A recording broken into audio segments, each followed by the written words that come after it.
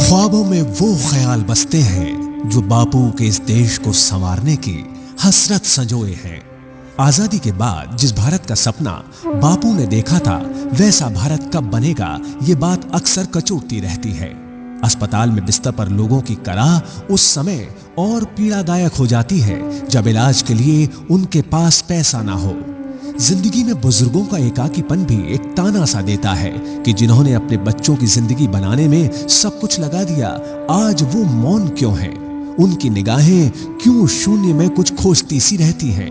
वो मर्म, वो दर्द, वो पीड़ा जिसने समझी है, वही है इस बार DLA women of the year award की विजेता श्रीमती रश्मि मगन।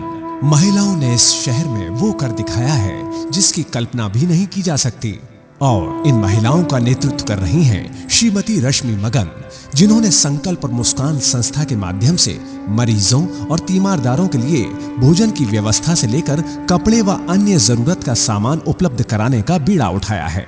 साथ ही बुजुर्गों की तन्हाई को दूर कर उनके एकाकी जीवन में एक नया बसंत लाने का प्रयास भी किया है। भूकंप पीड़ितों की मदद हो या फिर दुर्घटना में घायल लोगों को अस्पताल ले जाने तक का इंतजाम। रश्मि मगन का जन्म 5 नवंबर 1955 को कानपुर में हुआ। मदन लाल कत्याल और प्रमिला कत्याल की पुत्री ने बचपन से ही मां और पिता से समाज सेवा के संस्कार हासिल किए।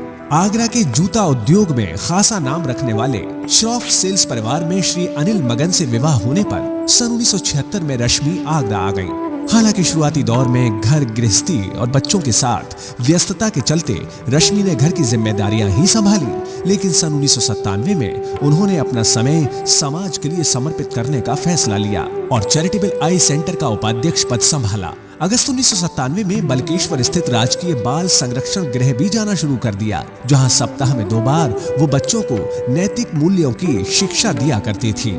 सन 1999 में जब बेटी निमिषा और पुत्र निमित पढ़ाई के सिलसिले में बाहर चले गए तो समय अब ज्यादा मिलने लगा। फिर एसएन मेडिकल कॉलेज भी दिनचर्या का हिस्सा बन गया। घर की रसोई में खिचड़ी या दलिया बनाकर बड़े बड़े डिब्बों में ले जाकर मरीजों के बीच वितरित करना उनकी रोजाना की आदत बन गई। लॉयर्स कॉलोनी स्थित मौर्य हॉस्पिटल में भी रश्मि भोजन वितरित करने जाती थी।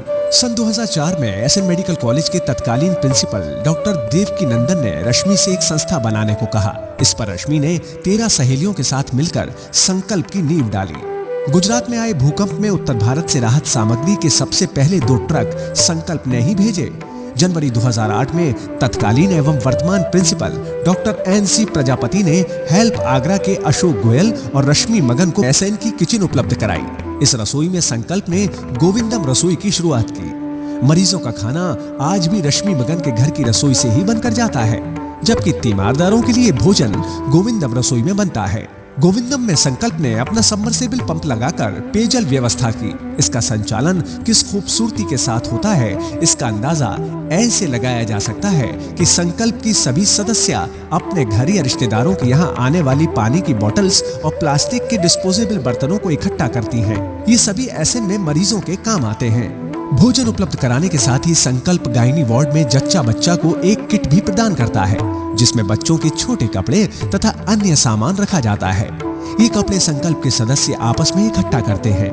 इस संस्था से जुड़ी एक 80 वर्षीय महिला नविंदर पाहवा किट में रखने के लिए बच्चों के स्वेटर खुद बुनकर देती हैं। गोविंदम रसोई के लिए कोई चंदा नहीं लिया जाता, जबकि संकल्प की सदस्य स्नेहलता मगन, अरुणा खन्ना, चंडीगढ़ से निर्मल मल्होत्रा, रेखा मल्होत्रा, ललती आहूजा, सीमा मगन, सुनीता मखीजा, वीना गोयल, रीमा छाबड़ा, अचला खट्टर, पम्मी सडाना व अन्य कुछ न कुछ सहयोग देती हैं। जैसे कोई स्वेटर बुनकर देता है, कोई मसाले पीस कर बेचता है, कोई शरबत बनाकर बेचता है, किसी ने अचार तो किसी ने चाय पत्ती की बिक्री शुरू की। बाजार के दाम से कम और शुद्धता के साथ दिए जाने वाले इस सामान से जो आय होती है वो गोविंदम रसोई के संचालन को दी जाती है। संकल्प ने एक एम्बुलेंस भी आगरा शहर को उपलब्ध करा रखी है। रश्मि मगन के साथ 2006 में एक ऐसा वाकया हुआ। एक ऐसे बुजुर्ग संपर्क में आए जो निराशावादी हो चुके थे। ऐसे वृद्धों और एकाकी जीवन जी रहे लोगों की जिंदगी में फिर से मुस्कान लाने के लिए मुस्कान संस्था का गठन हुआ। रश्मि के साथ उनकी पुत्र वधू नुपुर मगन भी इस कार्य में हाथ बटा रही हैं। मुस्कान में आज कुल मिलाकर 204 सदस्य हैं। इनमें 70-80 साल तक उम्र के लोग शामिल हैं। हर महीने मुस्कान की 2 बैठकें होती हैं। इनमें मेडिटेशन, भजन, एंटरटेनमेंट व अन्य ऐसी गतिविधियां होती हैं जो दिलों में खुशी ला सके। अब इन सदस्यों के जीवन में तन्हाई का डेरा नहीं बल्कि जिंदगी का एक नया बसंत है। मुस्कान उन बुजुर्गों का एकाकीपन दूर कर चुका है जो अवसाद का शिकार हो रहे थे। Christmas, new year, Holi, Diwali, स्वतंत्रता दिवस, गणतंत्र दिवस हर आयोजन खुशियों के साथ मनाया जाता है। रश्मि मगन का सपना है कि शहर में पैसों के अभाव में किसी की रोशनी ना जाए। वृद्धों और रिटायर हो चुके लोगों के लिए एक डे केयर सेंटर की स्थापना हो जहां आकर वो खुद को अकेला महसूस ना करें। यहाँ चिकित्सा सुविधा भी उपलब्ध हो। रिटायर्ड लोग स्कूलों में जाकर बच्चों को शिक्षित करें, संस्कार दें। मुस्कान ने इसके साथ एक और जिम्मेदारी उठाई है। मुंबई हमले में शहीद हुए हेमंत करकरे के परिवारीजनों का दर्द देखकर यह संस्था युद्ध में शहीद हुए सैनिकों के परिवारीजनों को अपने हर कार्यक्रम में आमंत्रित करती है और वर्ष में 2 बार उन्हें अपने हाथ से बनाए ग्रीटिंग कार्ड्स भी प्रेषित करती है ताकि उन्हें इस बात का एहसास रहे कि इस देश के वासी हर समय उनके साथ हैं।